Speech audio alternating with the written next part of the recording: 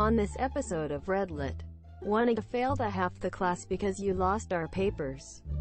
Enjoy early retirement. Hey retard. Wanting to fail the half the class because you lost our papers. Enjoy early retirement. So this happened during senior year in high school 4 years ago. I had an English teacher named Mrs. Smith.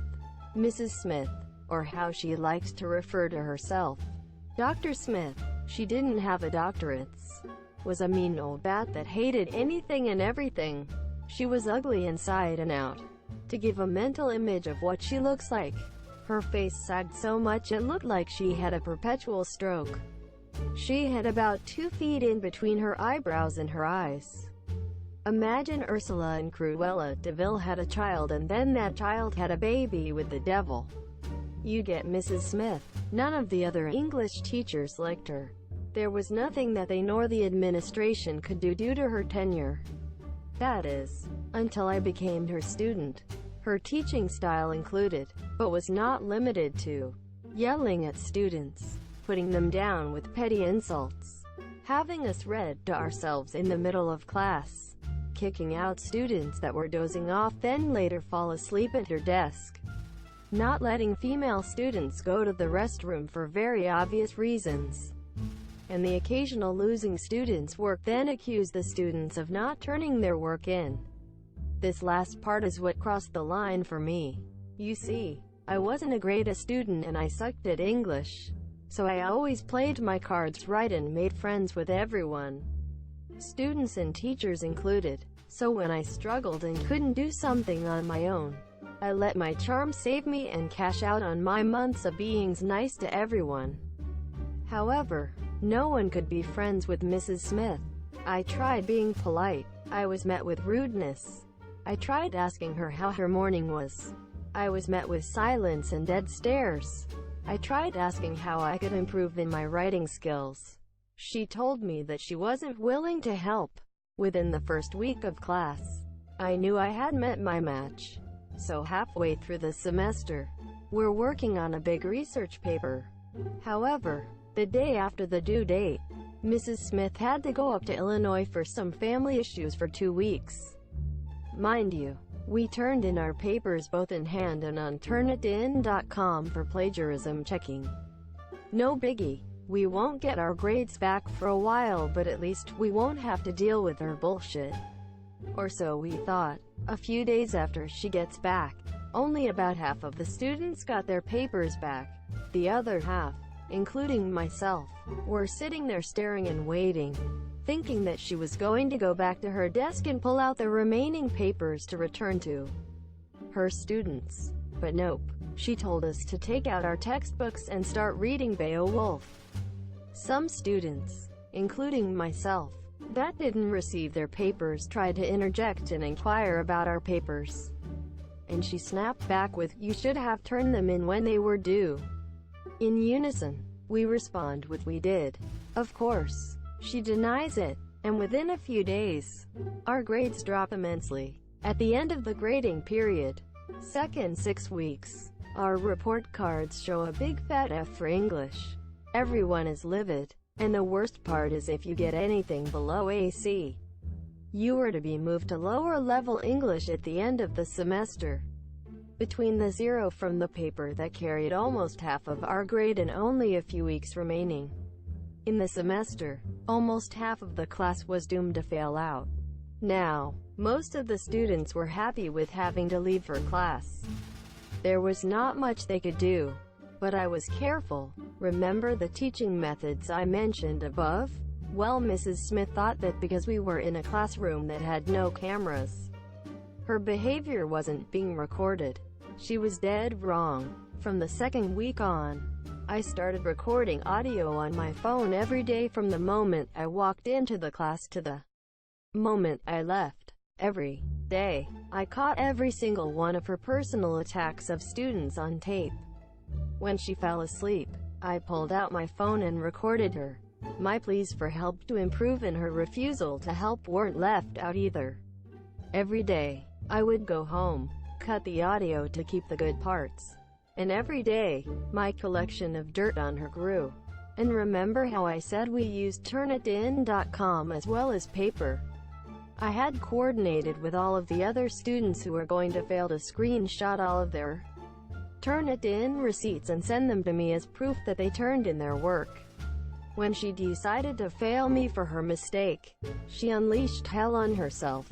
I went straight to the administration and scheduled a parent-teacher admin conference.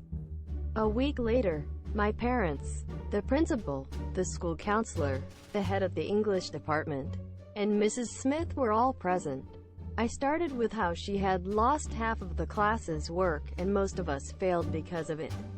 She denied it and again accused us of turning out our work and late as well as cheating and a bunch of other bullshit and lies.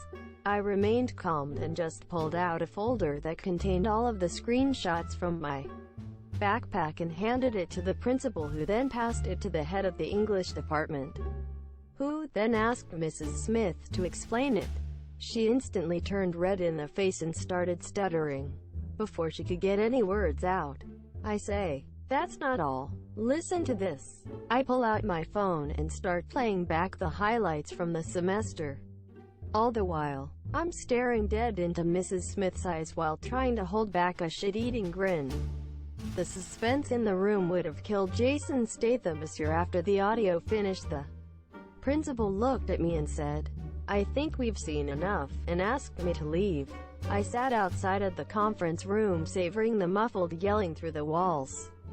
I'm pretty sure I heard my dad utter the words, "filthy cunt," but I don't want to point fingers. The parent-teacher conference was on a Friday. I walked into class the following Monday to see an empty desk and a substitute teacher we all recognized and loved. 10 out of 10, would document everything again. TL. Dr. Old witch of a teacher insulted and put down students. I recorded nearly every insult. She then loses half of our papers and then accuses students of never turning in their work. I get screenshots of everyone's Turnitin.com receipts. I show the audio recording and screenshots to the principal in a parent-teacher conference. The old witch was fired. Feels good, man. Hey retard. This story takes place about 8 years ago, when I was in the 4th grade. Around the time when I was in 4th grade, I was diagnosed with a couple of different disorders, one of which being Asperger's syndrome. Because I had Asperger's, my family decided to file with the school district for something called an IEP, or an Individualized Education Plan. This plan was supposed to help teachers understand how they can help their students succeed. At the same time, I was also a very gifted student, and therefore was part of the gifted program at my school. There was only one teacher for each grade of the gifted program. The 4th grade teacher's name was Ms. B. Ms. B was not exactly known for her warm-heartedness. Instead, it was common knowledge among students that Ms. B only acted favorably to the students that she personally liked, most of which were girls. There were 2 boys in the entire class, myself, and someone we will call O. Ms. B was very unkind to O and I, going as far as to get us suspended for taking too long in the restroom. This story begins on the first day of school. I came into the class, and we all had a nice little 4th grade introduction. Ms. B introduced herself, and everything seemed to be going swimmingly, until Ms. B decided to out me in front of everyone.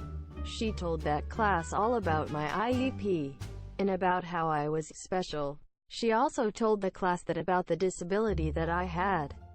The whole class had a jolly old time laughing at my expense. After that, my school life became a living hell. Teasing me was all but condoned by Ms. B, and the whole class, including herself, took part. The 2 worst memories that I have of Ms. B were the following. The first was a day when Ms. B decided that I looked down on people, and decreed that I was only to crawl on my belly in class. Being a young man with Asperger's, I did not tell my parents about this, because I thought for some strange reason that they would love me less if they knew about all of this.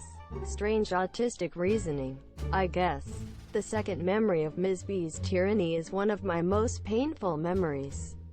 I was reading a book in the back of the class. Being autistic, I tend to get lost in books, and the outside world fades away. Apparently, Ms. B tried calling my name once, and when I didn't answer, she hatched a devious plan. From across the room, at the top of her lungs, she shouted, "Hey retard." Unfortunately for me, I looked up, and responded with a meek, "Yes." The whole class laughed and laughed for what felt like forever. Ms. B thought that she had her entire bullying scheme set out before her, and that I would do nothing in response. Wasn't it a shame that the school had recently installed new cameras in every room? Because of theft problems, Ms. B had a jolly time bullying me, and I grinned and bore it, because I knew her atonement was coming.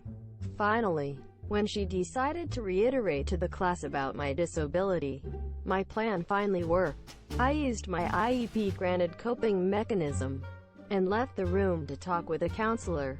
I spent the entire afternoon explaining the abuse that I had taken from Ms. B, and told the counselor that the cameras would prove it. Lo and behold, the cameras proved my point. Ms. B lost her job, and the district paid for me to go to a nice boarding school for kids on the spectrum this year. I may have had Asperger's, but that doesn't mean I was an idiot, contrary to what Ms. B thought. Unfortunately for her, I knew what a civil rights lawsuit was. Doubly unfortunate for her is the fact that she now helps pay for my college. TLDR, teacher abuses student. Student makes use of newly installed cameras to bust teacher.